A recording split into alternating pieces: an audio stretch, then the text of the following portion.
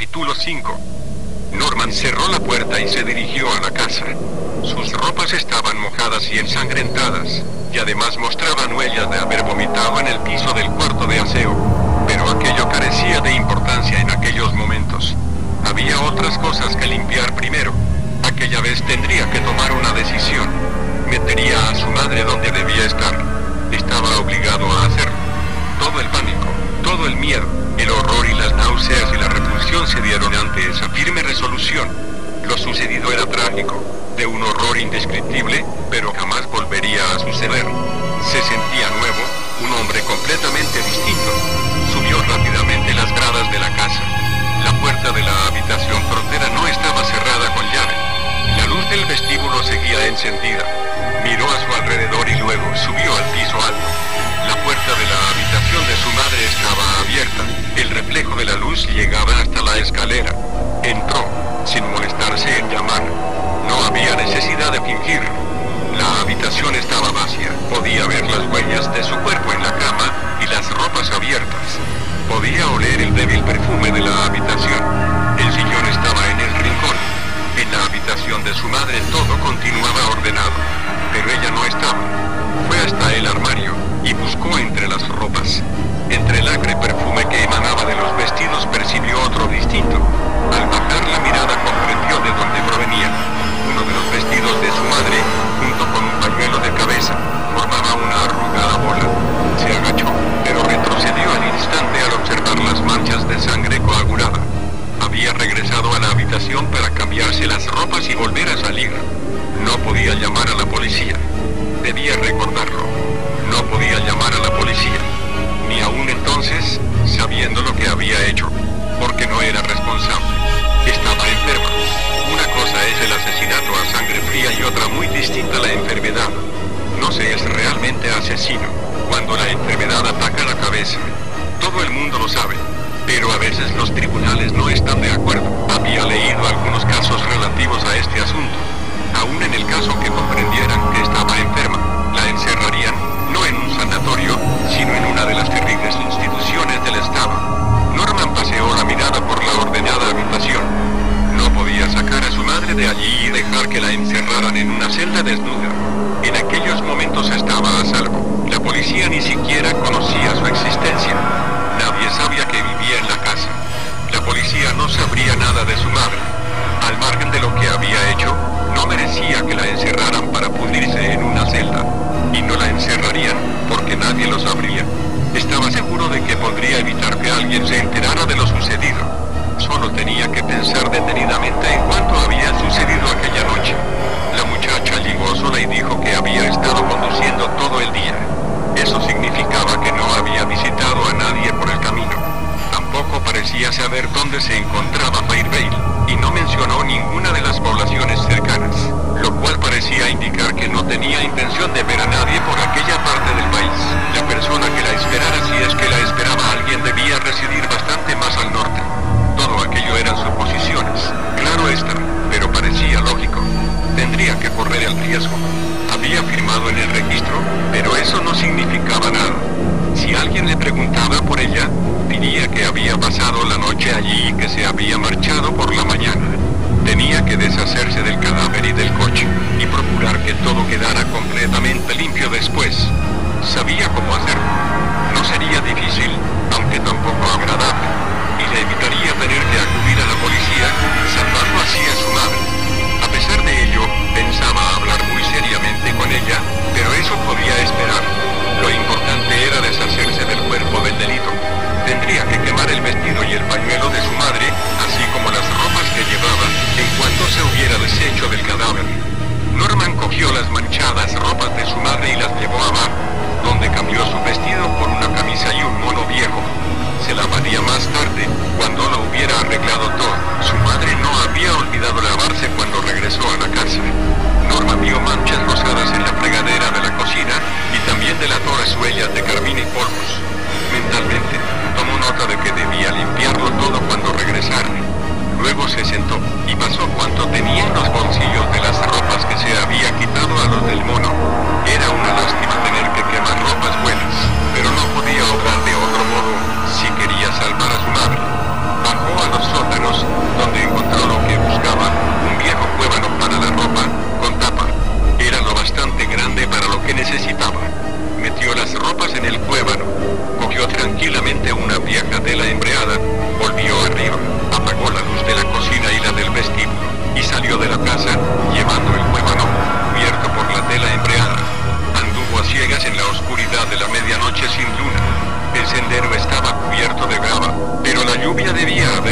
desaparecido el terreno detrás de la casa.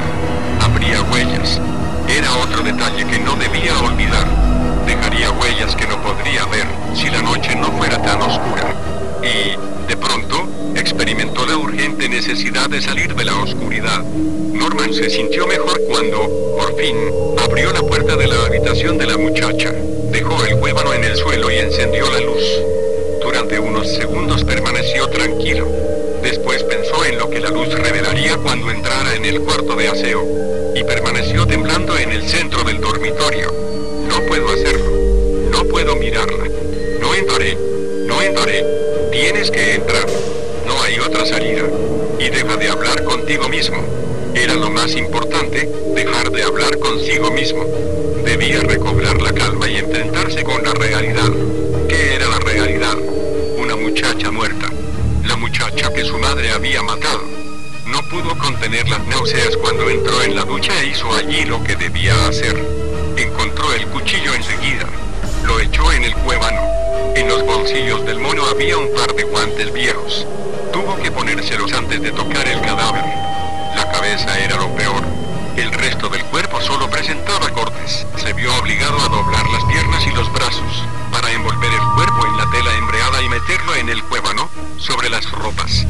Luego, afirmó la tapa. Cuando regresara, limpiaría el piso y el plato de la ducha. Sacó el cuévano a la habitación, y lo dejó en el suelo mientras buscaba en el bolso de la muchacha las llaves del coche. Abrió la puerta despacio, oteando la carretera para cerciorarse de que no se acercaba nadie. Sudaba copiosamente cuando logró abrir el portaequipajes del coche y meter el cuévano dentro, pero no era el esfuerzo, sino el miedo, el que le hacía sudar. Volvió a la habitación, y recogió cuanto había en ella, guardándolo en el maletín y la maleta. Encontró los zapatos, las medias, el sostén, las bragas, y las menudencias que las mujeres dejan en las habitaciones. Y el bolso contenía un poco de dinero, pero no se detuvo a comprobar cuánto. No lo quería.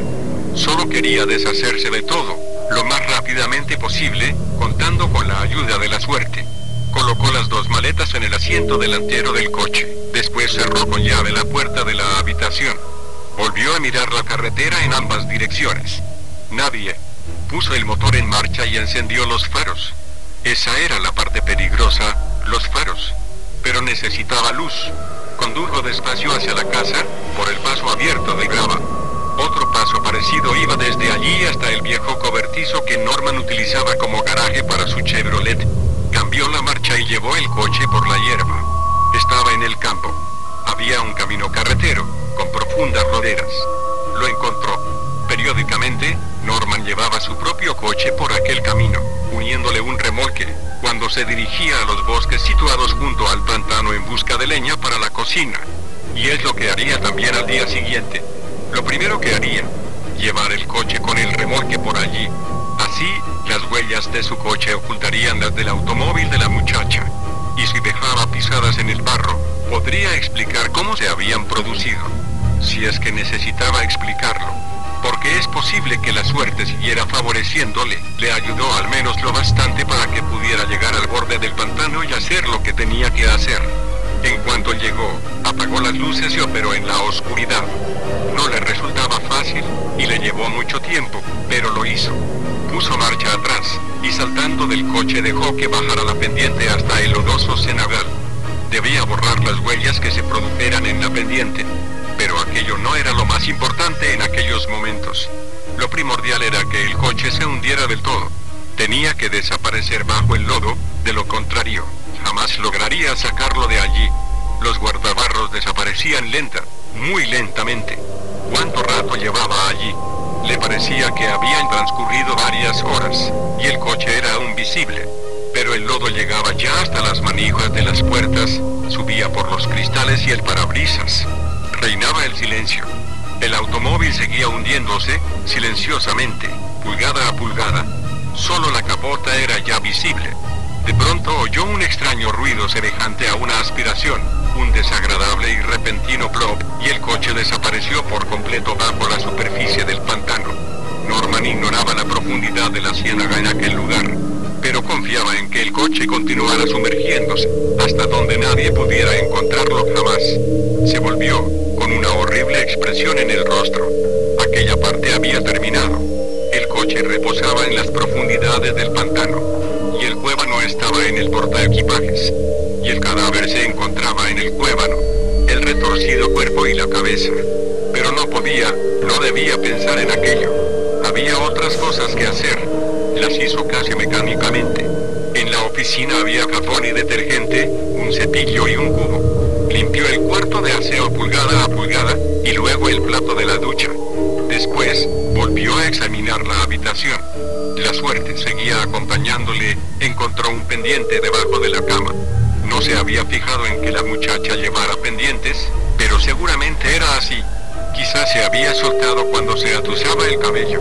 Es posible que el otro también estuviera caído en algún lugar. Lo buscó afanosamente, sin encontrarlo.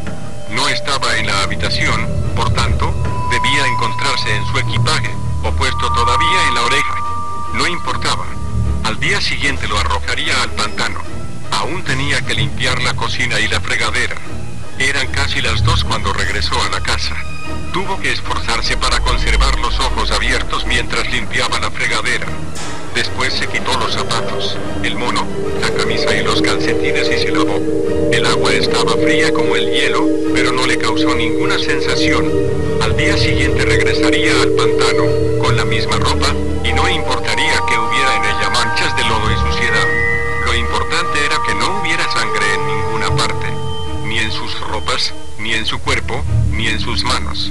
Todo volvía a estar limpio, y sus manos también. Pero fue al encontrarse en su habitación cuando recordó que faltaba algo. Su madre no había regresado. Dios sabe dónde estaría, sola, en plena noche. Tendría que volver a vestirse y salir en su busca. ¿O no? ¿Por qué tenía que seguir preocupándose por su madre, después de lo que había hecho? Tal vez la habían detenido. Quizá explicara barboteando lo que había hecho. Pero, ¿quién la creería? No quedaba ninguna prueba de la torre. No tendría otro trabajo que el de negarlo todo. Y tal vez ni siquiera eso. En cuanto vieran a su madre y la oyeran hablar, comprenderían en el acto que estaba loca. Y entonces la encerrarían en algún lugar del que no poseería la llave y del que no podría volver a salir. Y ese sería su fin. Si la detenían, él procuraría que la encerraran. Pero no era probable que se acercara a la carretera. Lo más probable es que se encontrara en algún lugar cercano a la casa. Cabía incluso la posibilidad de que le hubiera seguido hasta el pantano y hubiera visto cuánto había hecho.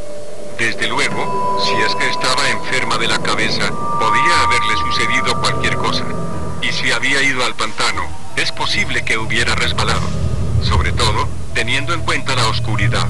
Recordó cómo se había deslizado el coche, hasta desaparecer en el cenagal. Norman se dio cuenta de que ya no pensaba con claridad. Tenía una ligera conciencia de que estaba acostado en la cama, y de que llevaba mucho rato así. Y en realidad su mente no estaba ocupada decidiendo lo que haría, ni tampoco se preocupaba por el lugar donde pudiera encontrarse su madre. La estaba viendo. Podía verla, a pesar de la presión que sentía en los ojos y de saber que sus párpados se habían cerrado. Veía a su madre, estaba en el pantano. Este era el lugar donde estaba, en el pantano. Había bajado torpemente por la pendiente en la oscuridad de la noche, hasta meterse en el cenagal. Y no podía salir. El lodo formaba burbujas junto a sus rodillas. Intentaba agarrarse a una rama o a algo sólido, para salir de allí, pero no lo lograba. Se estaba hundiendo. No debía mirar, pero quería mirar, quería ver cómo se hundía en la pegajosa oscuridad. Era lo que merecía, seguir hundiéndose hasta reunirse con aquella pobre e inocente muchacha. Ya no tardaría mucho en verse libre de ambas, de la víctima y de su verdugo, de su madre y de la perra y de su madre, juntas ambas en el fondo del cenagal. El lodo le llegaba ya al pecho. La veía abriendo la boca para aspirar una bocanada de aire, y sintió que también él boqueaba con ella. Era un sueño, tenía que ser un sueño. De pronto, su madre se hallaba en tierra firme, al borde del pantano, y él era ahora quien se hundía. La pegajosa masa le llegaba ya hasta el cuello, y no había nada que pudiera salvarle, nadie que pudiera ayudarle. Nadie, a menos que su madre le alargara una mano. Ella podía salvarle. No quería ahogarse en la ciénaga, no quería hundirse hasta donde estaba aquella muchacha perra. Y entonces recordó por qué estaba allí. Porque la habían matado. Y la habían matado porque era madre. Se había mostrado desnuda ante él, tentándole con la perversión de su cuerpo. Él mismo había querido matarla por ello, porque su madre le había hablado del mal y de sus tentaciones, y le había dicho que las perras no debían vivir. Su madre, pues, no había hecho más que protegerle, y no estaba bien que él contemplara cómo se moría. La necesitaba. Y ella a él, y aunque estuviera loca, no permitiría que él se hundiera. No podría permitirlo. Ya estaba hundido hasta la garganta, el lodo besaba ya sus labios, y sabía que si abría la boca penetraría en ella, pero tenía que abrirla para poder gritar. Y gritó, madre, madre, sálvame. Y entonces se encontró ya fuera del pantano, en la cama, y era solo sudor el líquido que mojaba su cuerpo. Se dio cuenta entonces de que todo había sido un sueño. Lo supo incluso antes de oír su voz junto a la cama. Sí, hijo, estoy aquí. Todo está bien. Sintió su mano en la frente. Estaba fría, como el sudor. Quería abrir los ojos, pero ella le dijo, no te preocupes, hijo. Vuelve a dormir. Pero tengo que decirte, lo sé, lo vi todo. ¿O creíste acaso que sería capaz de marcharme, dejándote abandonado? Hiciste bien, Norman. Y ahora, todo está como debe estar. Sí, como debía estar. Estaba a su lado para protegerle, y él la protegería también. Antes de sumirse nuevamente en el sueño, Norman decidió que jamás volverían a hablar de lo sucedido aquella noche, y no volvería a pensar jamás en recluirla. Hiciera lo que hiciera, debía continuar allí, a su lado. Es posible que estuviera loca y fuera una asesina, pero era cuanto tenía en el mundo, cuanto quería, cuanto necesitaba.